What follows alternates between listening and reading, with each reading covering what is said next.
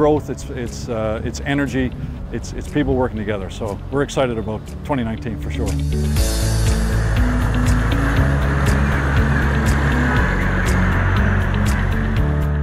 I enjoy the work. I don't want to be sitting at the desk. Maybe like when I get older, but not now. I want to be up and about. I don't mind greasing my fingers.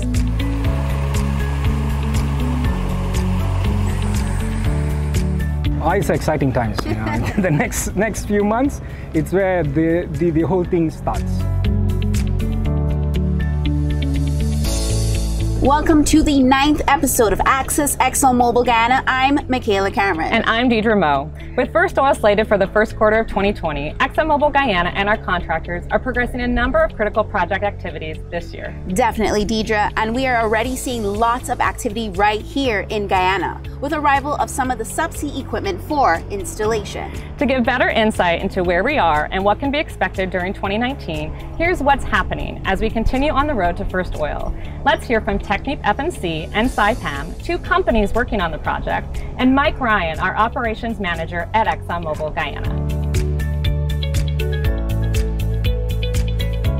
We've been really busy exploring and drilling and getting our production wells ready.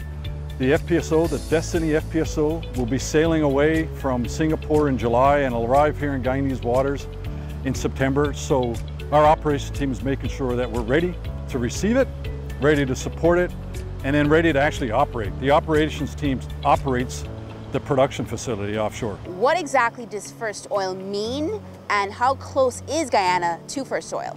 Well, first oil, it's a milestone, and it's a key milestone. So all this preparatory work we've been doing is getting us to that point. But simply said, once we've drilled the wells and we have our subsea infrastructure in place and we've connected the FPSO to the flow lines and to the risers, and everything is ready and we've done our checks, we open up the valves and we flow oil to the surface.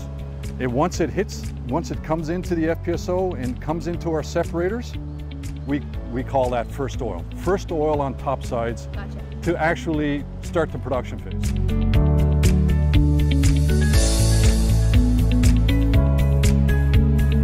The first priority for us is to keep our people safe. As we work through this challenging time to get us ready, we're going to put our people first and put the environment first.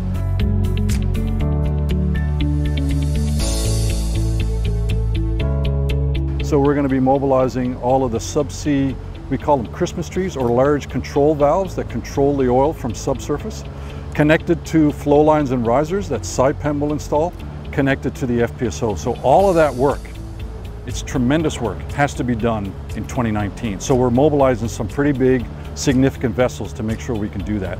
Our objective is to continue to teach, mentor, develop, and create leaders here in Guyana, because it's the Guyanese workforce and understanding local culture and content and the people.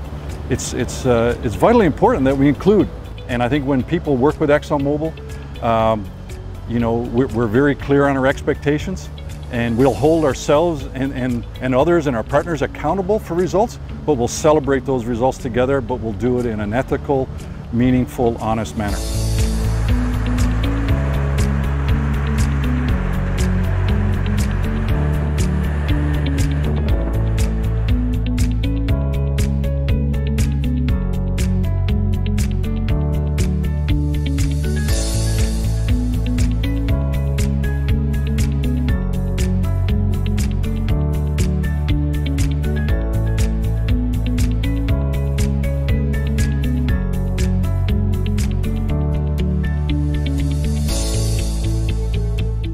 SciPam has been appointed by Exxon as a first-tier contractor, as the EPC3 contractor for them, and we are responsible for the T&I process of the first Liza 1 pipeline installation.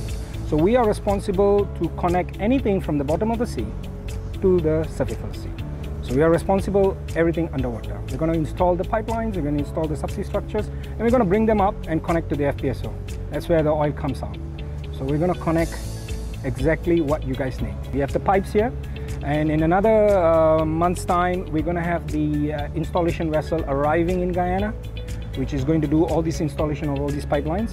We're going to have substantial amount of work that we're going to offload all these pipes into our PSVs and transporting them offshore and get the work of installing it actually at the bottom of the sea, which means substantial amount of material, equipment, manpower moving around in Guyana.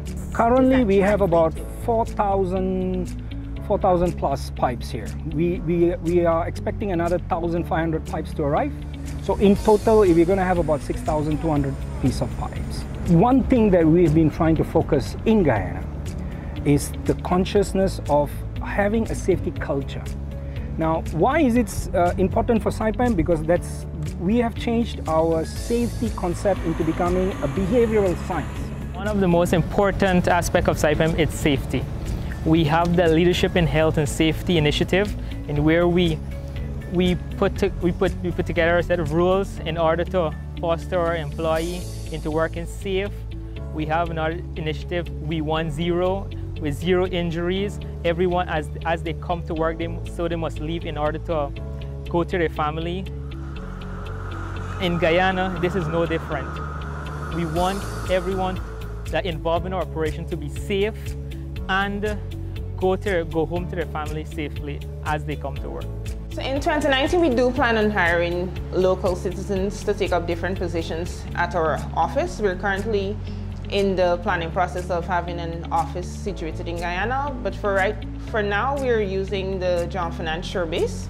We also do plan on having 4 new interns in 2019 that will, like myself and others, go to Houston, Texas, and be trained and come back and fortunately be hired too.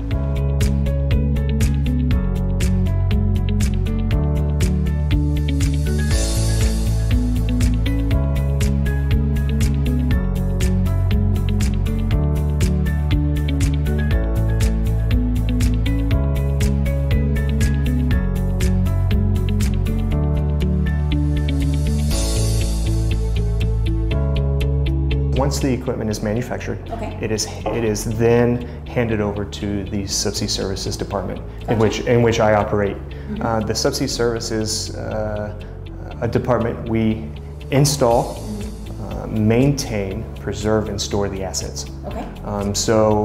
The majority of our operations right now in Guyana and Trinidad are associated with the site receival testing of the equipment, this systems integration testing, essentially duplicating how the equipment will be run subsea, and then obviously put it on the vessel and the rigs and put it in the ocean.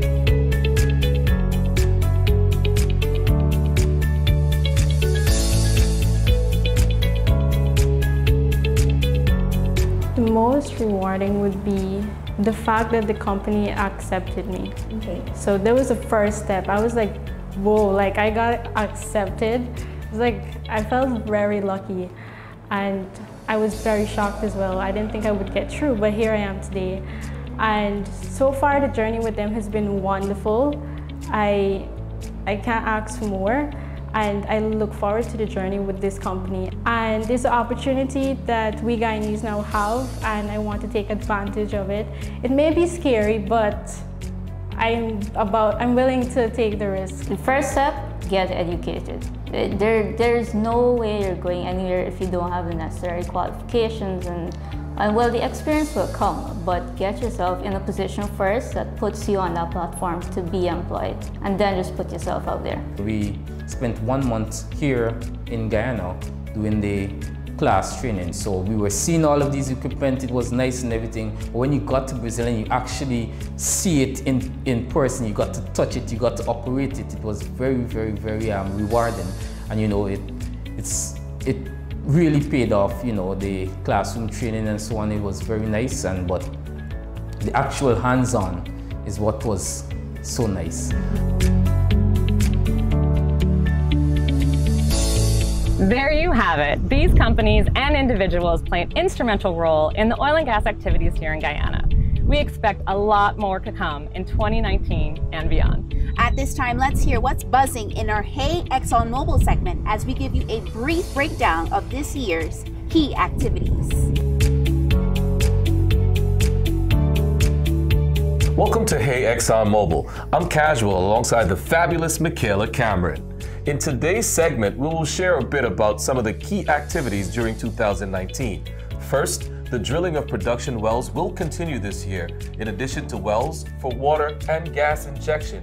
And FYI, 7 to 9 wells will be complete by startup.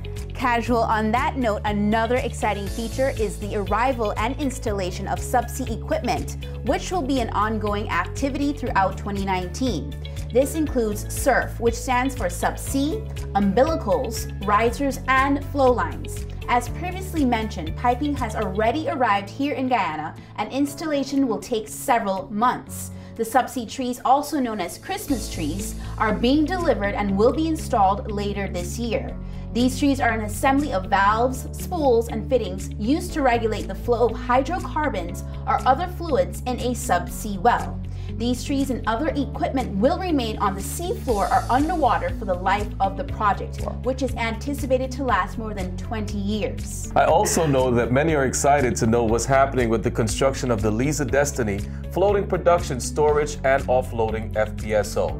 I can safely say construction is underway because 12 modules have been lifted onto the vessel. Each module on average weighs about 1,150 metric tons and is as tall as a 4-story building. After construction is complete, the Liza Destiny will set sail for Guyanese waters later this year. And that's all the time that we have for this part of the show.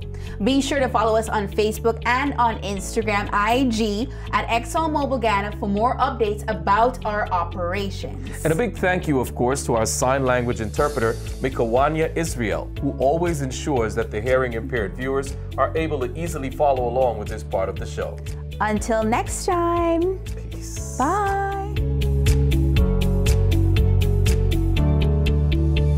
Here's a quick recap of what's to come in 2019 and beyond. From installation of subsea equipment to the arrival of the Liza Destiny, floating production, storage, and offloading FPSO vessel, we are getting closer to first oil in 2020.